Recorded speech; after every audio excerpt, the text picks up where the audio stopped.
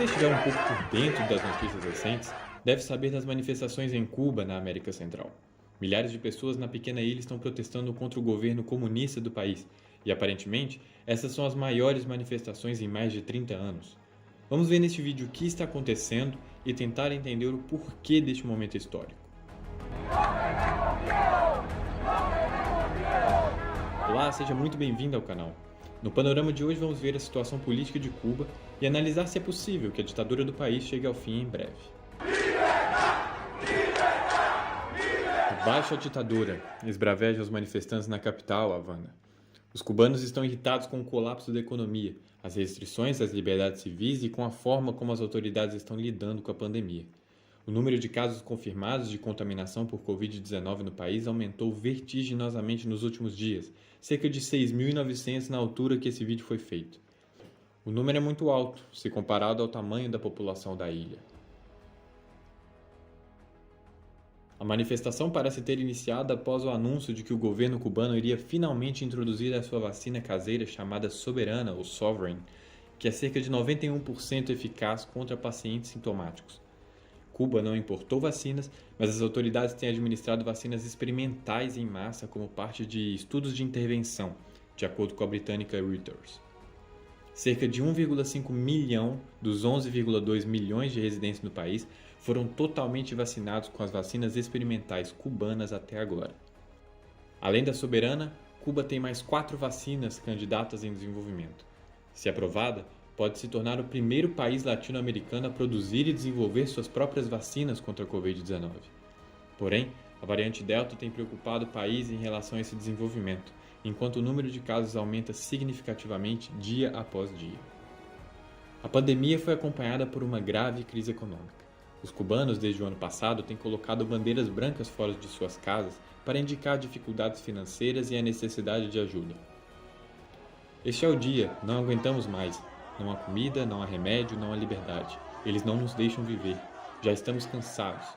Isso foi o que disse um dos manifestantes à BBC. Em resposta, milhares de partidários a favor do governo foram às ruas depois que o presidente foi à televisão para exortá-los a defender a revolução, se referindo a 1959, quando o regime foi instaurado.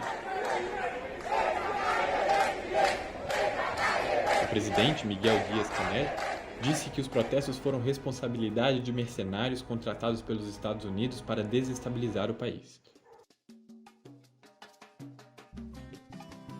Cuba é um estado comunista autoritário há mais de 6 décadas. Claro que esse conceito não é unânime, principalmente porque o país não atingiu o ponto ao qual idealizava Karl Marx, mas vamos chamá-lo dessa forma principalmente porque é assim que o país se autodeclara. A ilha tem uma população de cerca de 11 milhões de pessoas que falam principalmente o espanhol e um PIB de 100 bilhões de dólares. Já o seu PIB per capita é de cerca de 8 mil dólares. A religião preponderante é cristã, de acordo com informações compiladas pelo Conselho de Relações Exteriores, o CFR.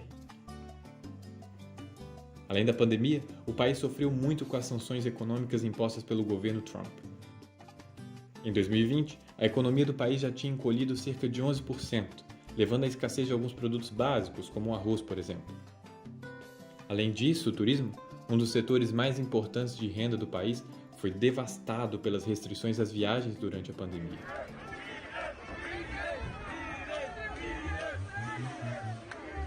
Além de culpar os Estados Unidos pelas manifestações, o presidente orienta os seus partidários a enfrentar as provocações. Isso porque o governo espera que algumas medidas tomadas no início do ano surtam efeito. Em fevereiro, Cuba anunciou que permitirá que empresas privadas operem a maioria dos setores da economia nacional.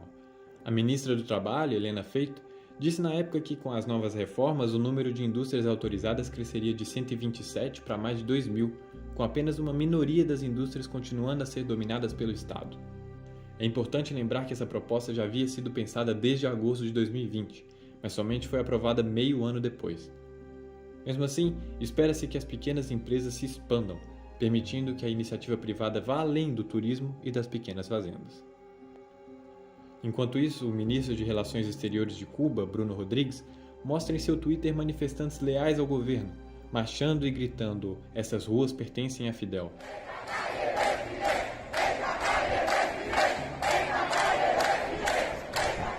O país enfrenta grandes marchas contra a ditadura, mas o governo também conta com sua base militante fazendo força nas ruas.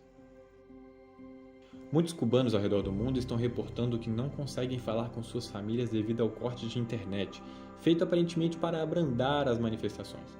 Somente algumas pessoas conseguem acesso utilizando o VPN, um artifício utilizado para mascarar a sua localização real e fugir de proibições locais. Mesmo com o corte, muitos vídeos estão sendo divulgados aqui mesmo no YouTube sobre como anda a situação do país.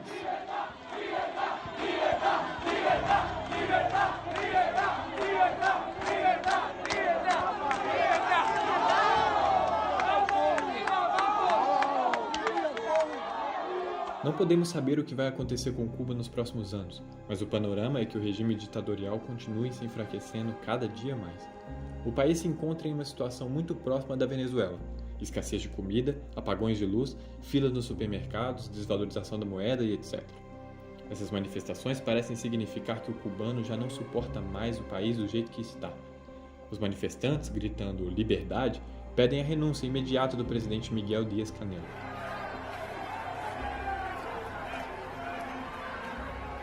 Gritar liberdade e abaixo o comunismo pode ser considerado comum em outras partes do mundo, mas fazer isso na ilha controlada pelos comunistas pode te levar à prisão com muita facilidade. As pessoas se atreverem a fazer isso mesmo em pequenas cidades, onde podem ser facilmente identificados pelas autoridades, expõe o nível de fúria dos cidadãos.